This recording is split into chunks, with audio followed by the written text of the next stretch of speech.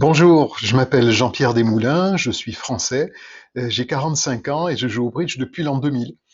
Je travaille comme ingénieur dans une entreprise de technologie, je suis aussi élu au board de ma fédération où je suis en charge du développement. Mais je viens vous parler en tant que prof et auteur de bridge puisque j'ai exercé ce métier magnifique pendant plus de 15 ans. Le plus gratifiant dans ce métier, la très grande majorité des enseignants vous le diront sans doute, c'est sa part humaine, indépendamment de la matière enseignée en fait. C'est un métier qui rend heureux, alors qu'est-ce qu'on peut espérer de mieux? Par contre, le plus frustrant pour moi, ça a été de ne pas pouvoir faire jouer à mes élèves plus de donnes. Comme vous sans doute, je pouvais leur faire jouer une, au maximum deux donnes où ils étaient réellement actifs sur le sujet du jour. Alors comment les faire progresser plus rapidement? C'est comme si un prof de tennis faisait faire un ou deux coups droits par semaine à ses élèves. Ça va prendre du temps pour pouvoir leur faire jouer un tournoi, non? Alors de la même manière, je ne pouvais pas rendre mes lecteurs actifs en leur faisant jouer la donne que je leur proposais. Finalement, en prenant en charge le développement dans ma fédération, je touchais du doigt le même problème. Le jeu de la carte était à la fois très simple et très amusant, mais je pouvais simplement pas le faire toucher du doigt par les non-bridgeurs, pour leur montrer comme ça leur plairait. En fait, ce dont j'ai toujours rêvé comme passionné de bridge, c'était juste de pouvoir faire jouer au bridge librement et comme je voulais. J'avais plein d'idées, mais je pouvais pas les mettre en œuvre. Alors, en discutant en marge du hackathon, qui a été organisé entre autres par Kia Tuang pendant la crise sanitaire, ce qui était une initiative formidable, il y a une idée, l'idée qui me manquait, qui est née. Ce qu'il faudrait en fait, c'est une plateforme qui permette deux choses. D'abord, elle devrait permettre à un prof d'entrer la donne qu'il veut et de créer un lien qui correspond à cette donne pour pouvoir le partager avec tous ses élèves. Ensuite, il suffirait d'envoyer ce lien pour jouer la donne contre des robots pour pouvoir multiplier le temps pédagogique utile. Et l'idée de Bridge Training était née. Alors évidemment, entre une idée et sa réalisation, il y a un sacré chemin. Alors j'ai contacté plusieurs juniors entreprises et c'est celle d'une belle école d'ingénieurs française, l'ENSIMAG, qui a proposé le meilleur service. Alors j'ai travaillé en particulier avec Guillaume Ricard, qui est aujourd'hui en thèse en intelligence artificielle à l'École polytechnique de Montréal au Canada, et Gaspard Moiseau, qui était chef de projet. Depuis la fin de l'étude jusqu'à aujourd'hui, je travaille avec Guillaume et un ami de longue date, Vincent Joquin, pour le design. Et ça fait maintenant un petit peu plus de 2 ans. Donc, vous voyez, ça prend quand même du temps pour réaliser ce genre de projet. La première étape, ça a été de vérifier une intuition que j'avais eue sur la possibilité de faire calculer les meilleures cartes à jouer à chaque instant sur la machine de l'utilisateur. Et depuis quelque temps, c'est maintenant effectivement possible grâce à la puissance de nos ordinateurs et de nos téléphones. C'était nécessaire pour avoir à éviter de louer des serveurs de grande taille. Cette étude, elle a montré que c'était possible, et c'est ce qui aujourd'hui fait qu'il n'y a jamais de ralentissement pendant le jeu sur la plateforme Bridge Training. Le budget global, pour l'instant, c'est de quelques dizaines de milliers d'euros que j'ai financé intégralement. Donc, vous devez savoir qu'il n'y a aucune entreprise derrière ce site. Je veux que cet outil reste gratuit, et c'est pour ça que je le finance grâce à la publicité qui est diffusée du côté du joueur sur les écrans. C'est ce qui garantit que d'une part, il n'y ait pas de limitation dans l'accès de cet outil pour le développement du bridge, et que d'autre part, il s'autofinance pour permettre son entretien et le développement de nouvelles fonctionnalités. Allez, je vous montre tout de suite comment vous allez pouvoir vous en servir, et vous allez voir, c'est vraiment immédiat. Le site Bridge Training existe aujourd'hui en français et en anglais. Il est composé de deux parties. La partie droite permet de jouer une donne pour se faire une idée de l'interface qui sera proposée à vos étudiants. Et la partie qui va nous intéresser aujourd'hui est la partie gauche parce qu'elle va permettre de créer à partir de vos propres donnes une donne à jouer. Voici comment se compose l'interface de Bridge Training pour sa partie de création de donnes. Tout ce que je vais vous montrer à partir de maintenant est faisable à la main. Mais ce qui est le plus important peut-être pour les professeurs de bridge et ceux qui vont créer des donnes en général, c'est que vous n'avez absolument pas besoin de tout recréer à la main justement. Vous pouvez très bien utiliser votre matériel existant sous la forme de fichiers PBN ou de fichiers DUP. C'est ce que je vais faire ici en téléchargeant, par exemple, un fichier de données personnelles sur le Drury. C'est un fichier qui comporte 4 données, comme vous pouvez le voir. Voici la première. Comme vous pouvez le voir, les 4 jeux, le contrat, l'entame ont déjà été importés, ainsi que la séquence d'enchères. Mais ce n'est pas tout. Comme vous pouvez le voir ici, les commentaires des enchères, mais aussi votre commentaire final, ont aussi été importés.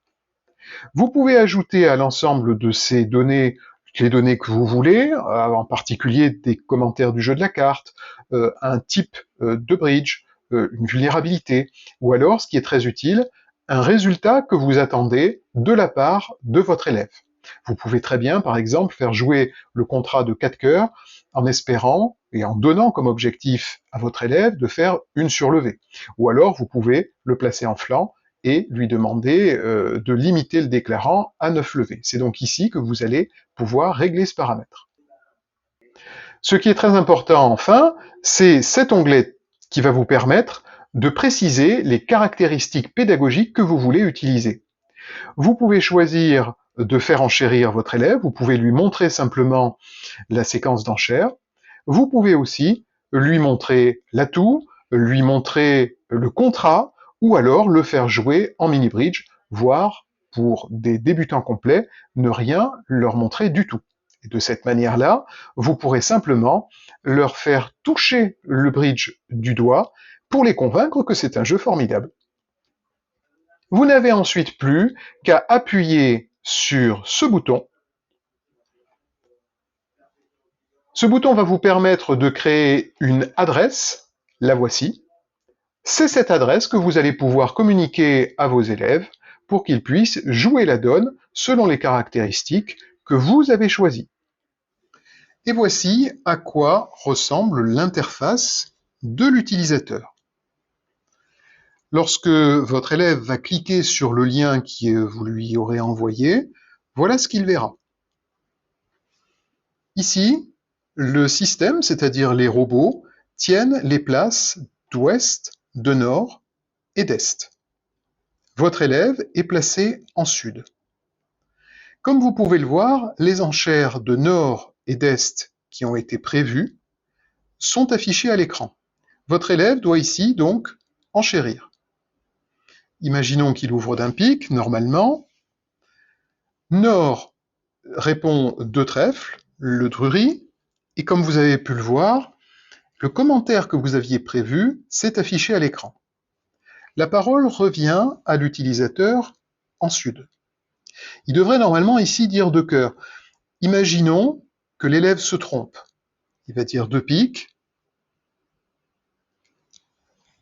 On lui dit qu'il y a une meilleure enchère possible. À ce stade, il pourrait dire 2 cœurs. S'il se trompe à nouveau, en disant par exemple 2 carreaux, eh bien, le système va automatiquement placer la bonne enchère, qui est ici donc 2 cœurs. Votre élève va pouvoir continuer ce processus-là jusqu'à finir par reproduire la séquence que vous aviez prévue. À l'issue de cette séquence, le jeu de la carte va commencer.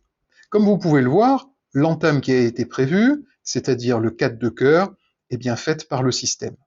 Tout à l'heure, on aurait pu très bien continuer ce jeu de la carte imposé, ce début de jeu de la carte imposé, par exemple en demandant que le mort joue obligatoirement le 5 de cœur à la première levée.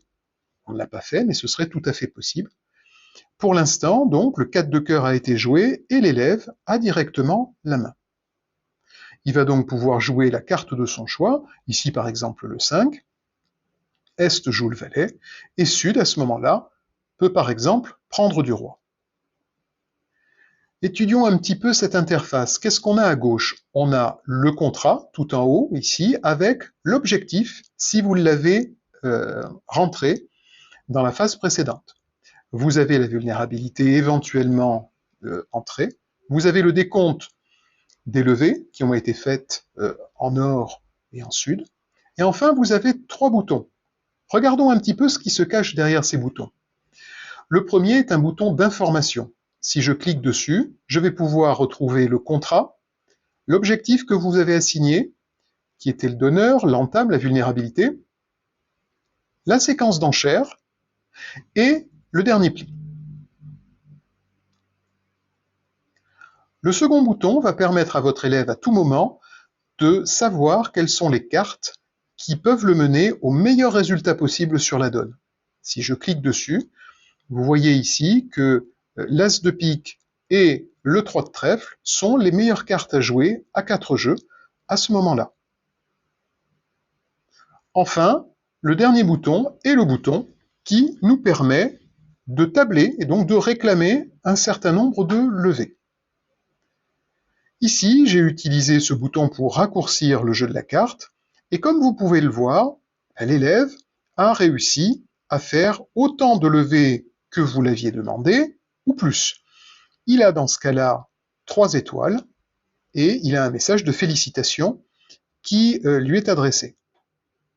Il peut à ce stade rejouer la donne, consulter les 4 mains, ce qui peut vous aider si vous voulez commenter la donne en projetant les 4 mains par un vidéoprojecteur, par exemple, ou alors il peut consulter le diagramme et les commentaires sur la donne.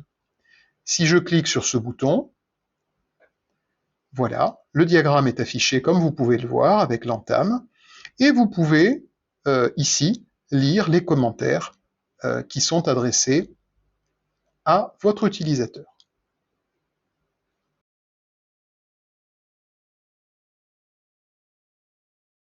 Passons maintenant en revue ce qui aurait pu arriver si vous aviez choisi d'autres paramètres.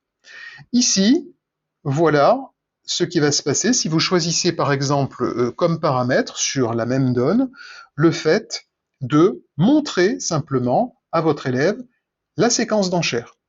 Ici, je ne touche à rien et je vois la séquence d'enchères qui se déroule pour l'élève sans qu'il ait à intervenir. Sur cet écran, j'ai choisi d'autres paramètres. Ces paramètres étaient de montrer quel est l'atout et quel est l'objectif en nombre de levées. C'est ce que vous pouvez consulter ici en haut à gauche. L'élève est donc placé directement au début du jeu de la carte. Voilà enfin l'interface qu'auront vos utilisateurs si vous utilisez un mode mini-bridge. Ils vont pouvoir voir leur jeu en sud et connaîtront la distribution et le nombre de points d'honneur de nord.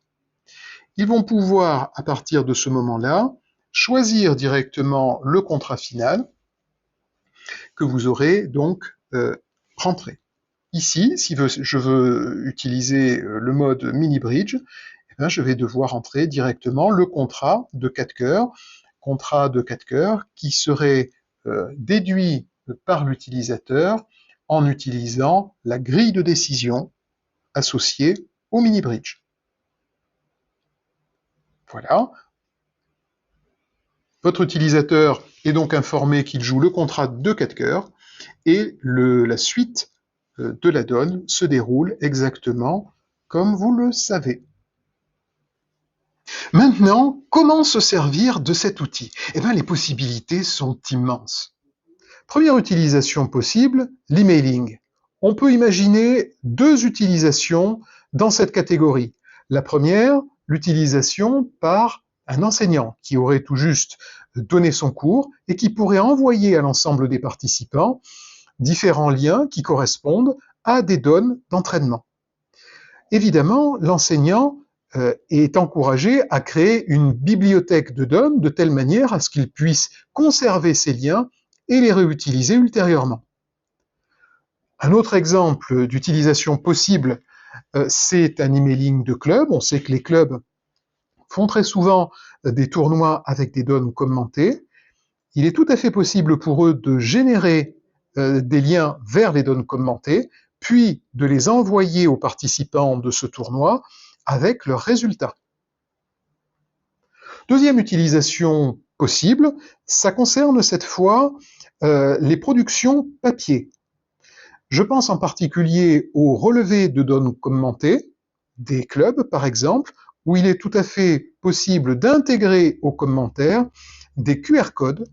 De cette manière-là, les participants repartiront avec la feuille des commentaires et en flashant simplement le QR code, pourront rejouer la donne et avoir les différents commentaires. De la même manière, les auteurs des articles de Bridge pour des magazines papier pourraient très bien inclure maintenant ce QR code à leur article, de telle manière à ce que leurs lecteurs puissent pratiquer immédiatement les différents concepts qu'ils expliquent dans leurs articles.